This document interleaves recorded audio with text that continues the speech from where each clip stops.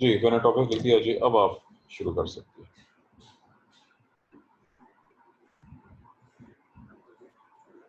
अस्सलाम वालेकुम, my name is इकरानवर एंड रोल नंबर 01960। जो मेरा टॉपिक है गैसेस एजेंट के कैसे यूज़ होते हैं माइक्रोब्स को कंट्रोल करने के लिए। हम देखते हैं कि जो गैसेस एजेंट का यूज़ तब किया जाता है जब दूसरे मेथड लाइक हीट, रेडिएशन वगैरह ये मटेरियल को डैमेज कर देते हैं। अगर इनके थ्रू मटेरियल को स्टेरलाइज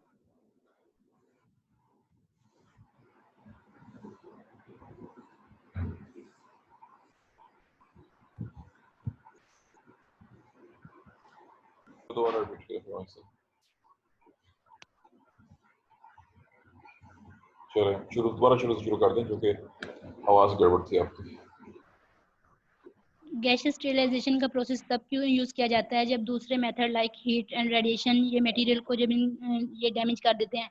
जब इनके थ्रू मटेरियल को स्टेरिलाइज करवाया जाता है तो ये मटेरियल को डैमेज कर देते हैं लाइक हीट सेंसिटिव मटेरियल। जब उसको हीट के थ्रू वो स्टेरिलाइज करवाएंगे तो हीट उसको डैमेज कर देगी।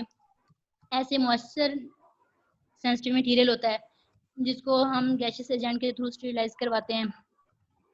हमारे पास बहुत सी मेडिकल डिवाइसेस ऐसी होती हैं जिसको हमें स्टेरिलाइजेशन करवाने की ज़रूरत होती है, लेकिन वो हीट सेंसिटिव या मॉइस्चर सेंसिटिव होती हैं। इसी तरह हम जब उनको हम स्टेरिलाइज करवाते हैं तो उनको गैसेस एजेंट के थ्रू स्टेरिलाइज करवाते हैं। जो बहुत सा मटेरियल यूज़ होता है, एग्जांपल इसमें आ जाता है प्लास्टिक सिरिंजेस आ जाते हैं, ब्लड ट्रांसफ्यूजन ऑपरेटर्स आ जाता है, हीट लंग मशीन कंपोनेंट्स और बहुत सा अंदर इक्विपमेंट आ जाते हैं। इस तरह जो रूटीन में जो लेबॉर्ट्री में बहुत ज़्यादा मटेरियल वो इक्विपमेंट यूज़ होते हैं वो भी हीट सेंसिटिव लाइक होते हैं। हम उनको हीट के थ्रू स्टेरिलाइज नहीं करवा सकते, उनको भी गैसेस एजेंट के थ्रू स्टेरिलाइज करवाया जाता है। उनमें आ जाते हैं प्लास्टिक पिपेट होती है, बैटरी डिशेस वगैरह होती हैं, अदर इक्विपमेंट होता है। जो गैसेस स्टेरिलाइजेशन के प्रोसेस में ये होता है कि इसमें जब हम किसी चीज़ को वो करवाते हैं स्टेरिलाइज करवाते हैं तो इस चीज़ को एक इनक्लोज हीटेड और प्रेशराइज्ड चैम्बर में रखा जाता है। गैसेस एजेंट का गैसेस स्टेरिलाइजेशन का प्रोसेस ये बहुत ज़्यादा इफेक्टिव होता है क्योंकि हम एक टाइनी ऑफिस के थ्रू हम गैसेस को प्रोवाइड करते हैं और हमें बहुत ज़्यादा इफेक्टिव रिजल्ट्स मिलते हैं। तो इसके अलावा जो गैस कॉमनली यूज होते हैं along with heat treatment also facilitate the functioning of gases. But यहाँ इशू ये होता है कि जब हम गैसेस एजेंट को स्टेरिलाइजेशन के लिए यूज़ कर रहे होते हैं तो बहुत सारे टॉक्सिक गैसेस भी इस दौरान सिस्टम के दौरान रिलीज हो जाती हैं जिनको सिस्टम से रेगुलरली रिमूव करना ज़रूरी होता है। इस तरह डिफरेंट मैकेनिज्म डिफरेंटली एक्ट करते हैं डिफरेंट गैसेस को रिमूव करने के लिए सिस्टम से। जो गैसेस एजेंट्स यूज़ होते हैं कॉमनली यूज़ होते हैं उनमें आ जाते हैं ethylene oxide, beta propiolactone, formaldehyde, nitrogen oxide और ओजोन। सबसे पहले हम इसमें से देखते हैं इथाइलिन ऑक्साइड को। इथाइलिन ऑक्साइड एक कलरलेस सिंपल ऑर्गेनिक कंपाउंड है। इथाइलिन ऑक्साइड एक कलरलेस सिंपल ऑर्गेनिक कंपाउंड है जिसका फॉर्मूला रिंग फॉर्म में होता है और अगर इसका temperature below then 10.8 degree centigrade हो तो इस टेम्परेचर पे ये लिक्विड फॉर्म में अवेलेबल होता है। बट अगर टेम्परेचर को इंक्रीज कर दें हम 10.8 डिग्री सेंटीग्रेड से हम टेम्परेचर को इंक्रीज कर दें तो ये रैपिडली वेपोराइज हो जाता है। इवन कि अगर इसकी लो कंसंट्रेशन भी हम लेंगे इथाइलिन ऑक्साइड की तो एयर में ये हाईली फ्लेमेबल होता है अगर टेम्परेचर को इंक्रीज कर दें, ये लाइक इथाइल ईथर। इसलिए यहाँ इसका ऑब्जेक्शनेबल फीचर ये होता है कि हम इथाइलिन ऑक्साइड की प्योर फॉर्म को यूज़ नहीं कर सकते क्योंकि ये इसकी हाई फ्लेमेबिलिटी की वजह से। इसलिए पहले हम इसका मिक्सर तैयार करते हैं। इसका मिक्सर तैयार करके जब ये नॉन फ्लेमेबल हो जाता है फिर इसको यूज़ करते हैं। इसका मिक्सर ऐसे तैयार करते हैं कि या तो इसको कार्बन डाइऑक्साइड के साथ मिक्स करके इसका मिक्सर बना लेते हैं हम, या फ्रियोन के साथ मिक्स करके इसका मिक्सर तैयार कर लेते हैं। जब हम कार्बन डाइऑक्साइड के साथ इसको मिक्स करेंगे इथाइलिन ऑक्साइड को तो जो हमारे पास मिक्सर बनेगा वो कार्बन डाइऑक्साइड इथाइलिन ऑक्साइड होगा। अगर हम फ्रियोन के साथ इसको मिक्स करके इसका मिक्सर बनाएंगे वो फ्रियोन इथाइलिन ऑक्साइड होगा जो कि नॉन फ्लेमेबल होगा। ये जो इथाइल कार्बन डाइऑक्साइड और इथाइल फ्रियोन जो हम इसको मिक्स करते हैं, इसका मिक्सर तैयार करने के लिए, ये इसकी जो माइक्रोबियल एक्टिविटी है इसको तो बिल्कुल भी इफेक्ट नहीं करते, बट जो इसको ये नॉन फ्लेमेबल कर देते हैं। सिर्फ ये इसको फ्लेमेबिलिटी से रोकने के लिए हम कार्बन डाइऑक्साइड और इथाइलिन फ्रियोन को मिक्स करते हैं इथाइलिन ऑक्साइड के साथ। जो इथाइलिन ऑक्साइड है वो एक पावरफुल स्टीरिलाइजिंग एजेंट है जो हीट सेंसिटिव या मॉइस्चर सेंसिटिव मटेरियल को स्टेरिलाइज करवाने के लिए यूज होता है हॉस्पिटल्स में, इंडस्ट्रीज में, लेबोरेटरीज में और अदर प्लेसेस पे। हमें पता है कि जो बैक्टीरियल स्पोर हैं वो मैनी टाइम मोर रेजिस्टेंट होते हैं as compared to vegetative cells के, अगर इनको मेजर किया जाए दूसरे एंटीमाइक्रोबियल एजेंट्स के साथ। बट जब ये बैक्टीरियल स्पोर को इथाइलिन ऑक्साइड के साथ मेजर किया जाए तो ये लो लिटिल रेजिस्टेंस शो करते हैं।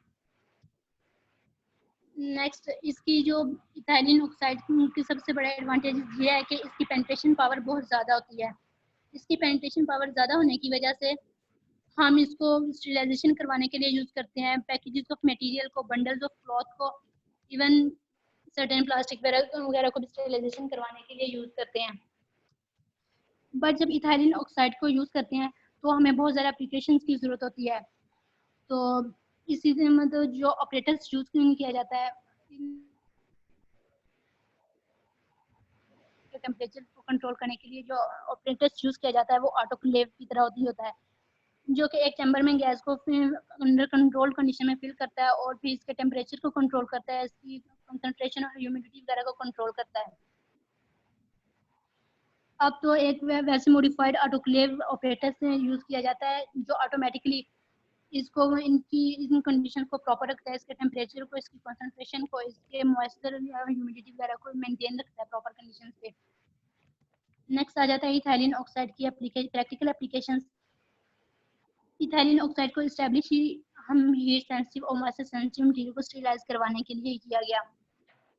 इस तरह जब हमने पहले देख लिया कि उसके जो इफेक्टिव यूजेज होते हैं, इसको यूज करने के लिए पहले इसके 3 पैरामीटर्स को कंट्रोल करना जरूरी होता है, लाइक इसके टेम्परेचर को, ह्यूमिडिटी को, कंसंट्रेशन वगैरह को।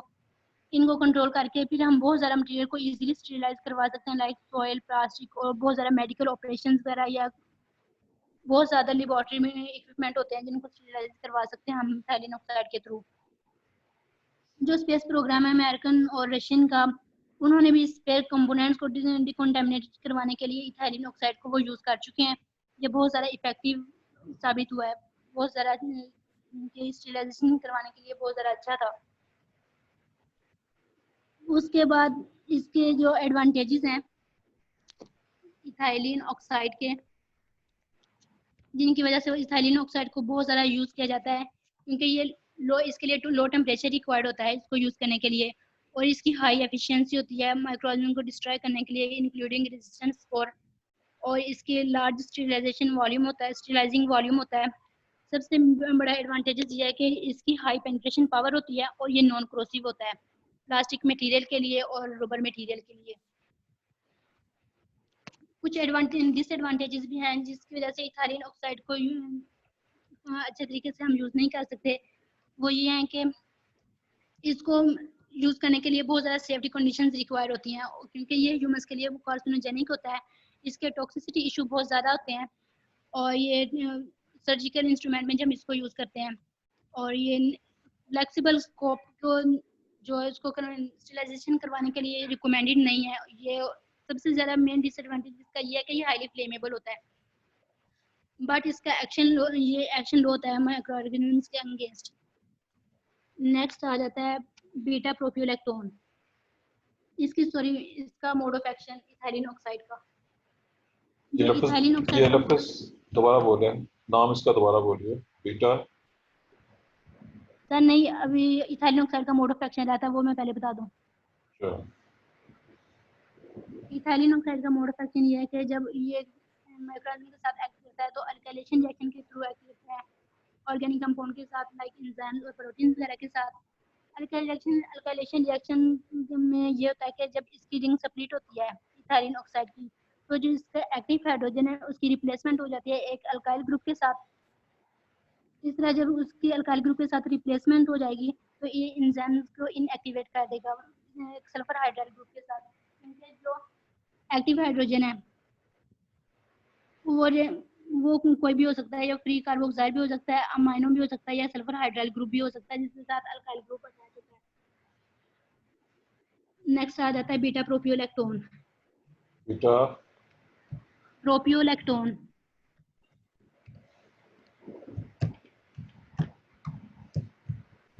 जी, ठीक है स्पेलिंग।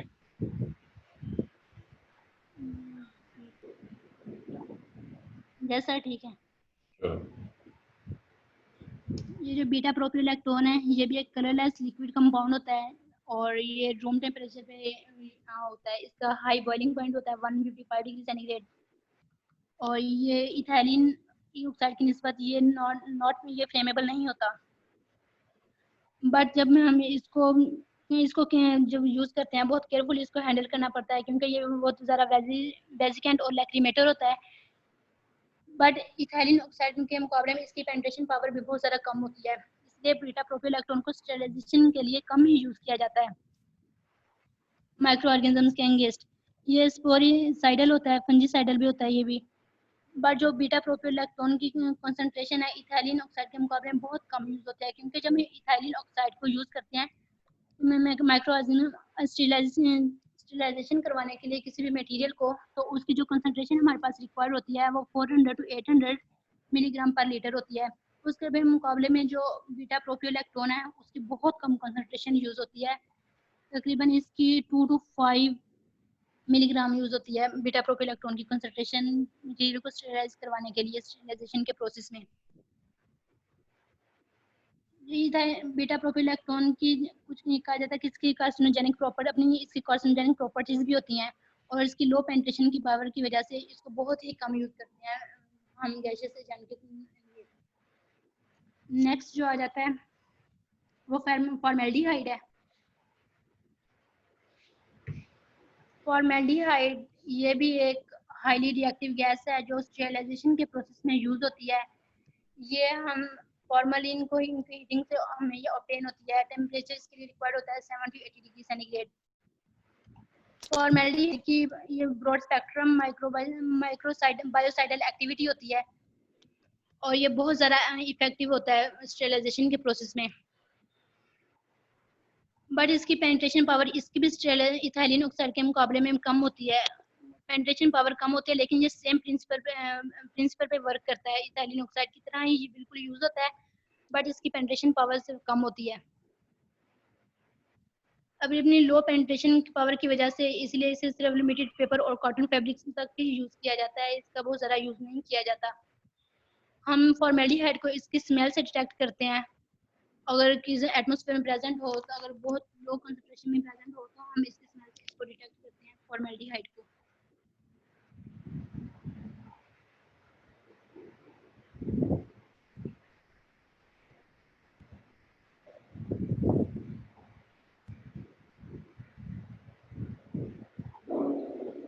जो नेक्स्ट यूज होगा वो है नाइट्रोजन डाइऑक्साइड। नाइट्रोजन डाइऑक्साइड भी एक बहुत ज़्यादा इफेक्टिव और रैपिड गैसियस एजेंट है जो स्टेरिलाइजेशन के लिए यूज किया जाता है। बैक्टीरिया को रिमूव करने के लिए और फंजाई को इवन स्पोर को रिमूव करने के लिए भी नाइट्रोजन ऑक्साइड को यूज किया जाता है। नाइट्रोजन ऑक्साइड का बॉइलिंग पॉइंट कम होता है 20 डिग्री सेंटीग्रेड और बट इसका वेपर प्रेशर बहुत ज़्यादा हाई होता है स्टैंडर्ड टेम्परेचर पे। मेन एडवांटेजेस नाइट्रोजन ऑक्साइड का ये है कि इसकी कंडेंसेशन नहीं होती किसी भी सरफेस के ऊपर। जब हम इसको स्टेरिलाइजेशन के लिए यूज करते हैं तो इसकी कंडेंसेशन नहीं होती इस गैस की सरफेस के ऊपर, इसलिए इसे बहुत ज़्यादा यूज किया जाता है और इसके हाई वेपर प्रेशर की वजह से इसकी कंडेंसेशन नहीं होती। नेक्स्ट जो यूज होता है वो ओजोन। ओजोन भी एक हाईली रिएक्टिव इंडस्ट्रियल गैस है जो स्टेरिलाइजेशन के प्रोसेस में यूज होती है। ओजोन की ऑक्सीडाइजिंग प्रॉपर्टी बहुत ज़्यादा होती है और ये बहुत ज़्यादा माइक्रो ऑर्गेनिज्म को डिस्ट्रॉय करने में बहुत ज़्यादा इफेक्टिव है ओजोन।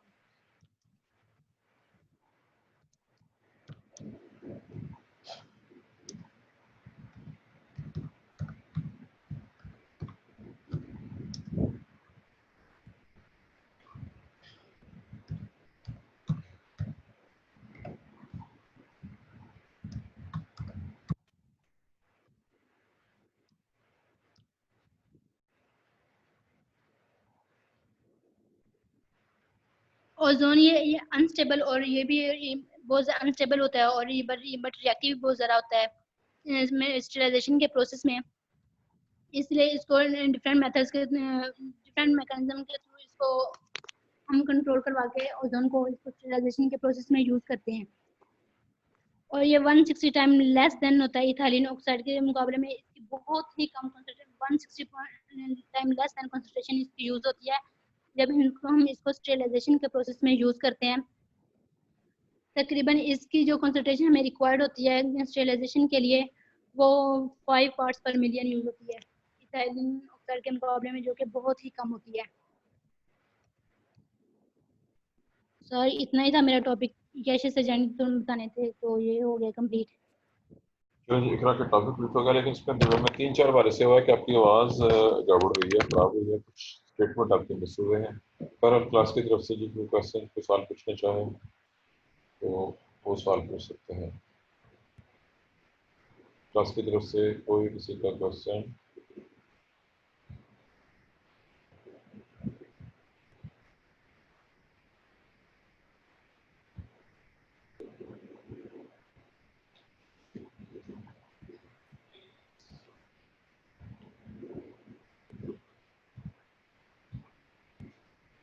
क्लास की तरफ से कोई क्वेश्चन सामने नहीं आ रहा है।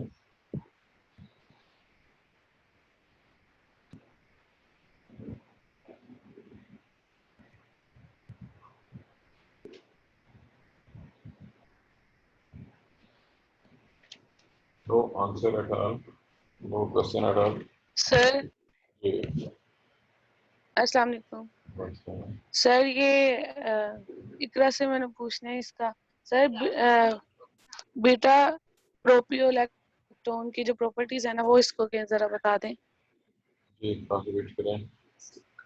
जी सर मेरे ना फोन के माइक में थोड़ी प्रॉब्लम है, इसलिए इतने दिनों से वो नहीं हो रहा कुछ भी क्वेश्चनिंग आंसर। जी इकरा, इकरा में भी यस प्रॉब्लम सर। है। जी ये रिपीट कर दें, बीटा प्रोपियोलैक्टोन की प्रॉपर्टीज को रिपीट कर दें। बीटा प्रोफिलैक्टोन की प्रॉपर्टीज ये हैं कि ये फ्लेमेबल नहीं होता इथाइलिन ऑक्साइड की तरह, इसलिए हम इसको बगैर इसका मिक्सर तैयार करने के हम इसको इजीली यूज कर सकते हैं।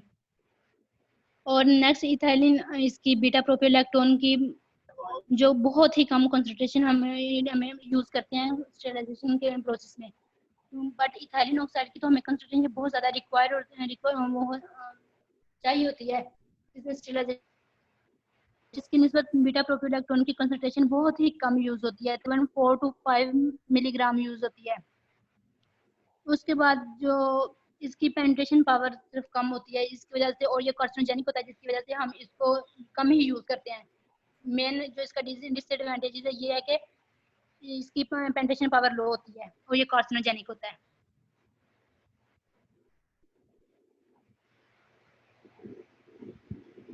जी समिया ठीक है, क्लियर है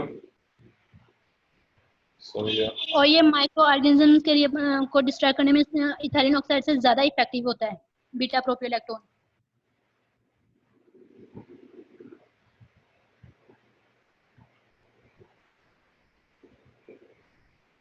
जी समिया, इज इट क्लियर?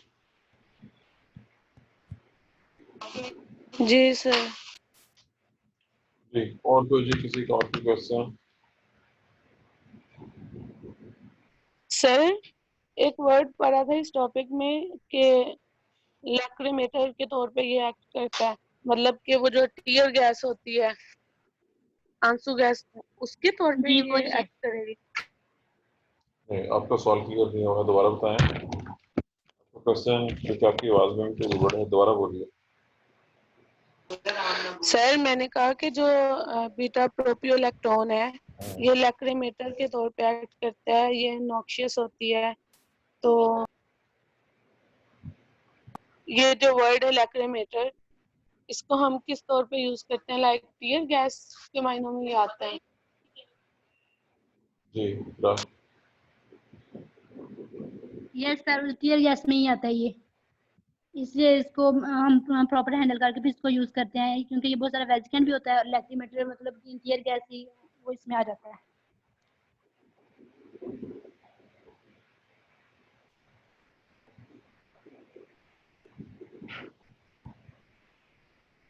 जी और भी क्वेश्चन जी?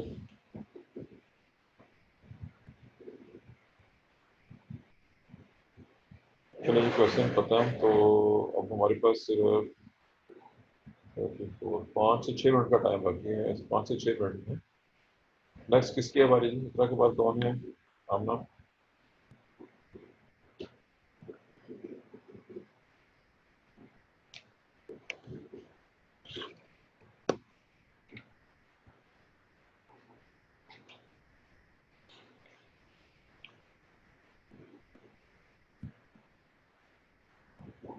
आमना, इकरा के बाद किसकी बारी है?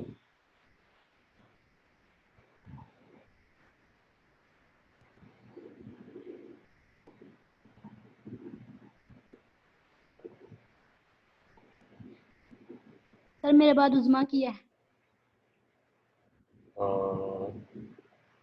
उस्मा का है लेकिन टाइम इतना कम है, उसमें नहीं हो सकेगा। नेक्स्ट टॉपिक पूरा नहीं हो सकता,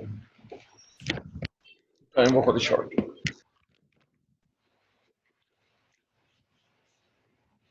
ये क्लास के रेफरेंस से, क्लास में से और कोई कुछ पूछना चाहता हो, जो कोई बात करना चाहता हो?